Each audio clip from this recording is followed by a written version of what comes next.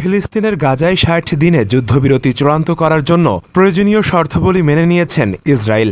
মার্কিন president Donald Trump গতকাল মঙ্গলবার একথা জানিয়েছেন।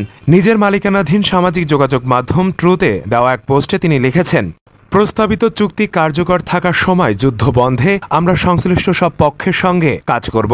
তবে চুক্তির শর্তের বিষয়ে ট্রাম্প বিস্তারিত কিছু জানাননি। মার্কিন প্রেসিডেন্ট তার পোস্টে আরও লেখেন, শান্তি প্রতিষ্ঠায় সহায়তায় কাতার ও মিশরবাসী কঠোর পরিশ্রম করেছেন। তারাই চূড়ান্ত চুক্তির প্রস্তাব দেবেন। আশা করছি হামাস চুক্তিটি গ্রহণ করবে।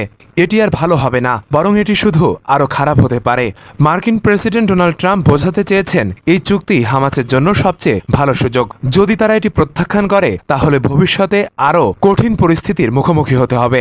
হামাস ও ইসরায়েলের মধ্যে যুদ্ধবিরতি কার্যকরে দীর্ঘদিন ধরে চেষ্টা করে যাচ্ছে কাতার, মিশর ও যুক্তরাষ্ট্র। ট্রাম্পের গতকাল ঘোষণার পরিপ্রেক্ষিতে হামাস যুদ্ধবিরতি শর্ত মেনে নিয়েছেন কিনা সেটি প্রাথমিকভাবে জানা যায়নি এবং ইসরায়েলের তরফ থেকেও জানা যায়নি আনুষ্ঠানিকভাবে কোনো প্রতিক্রিয়া।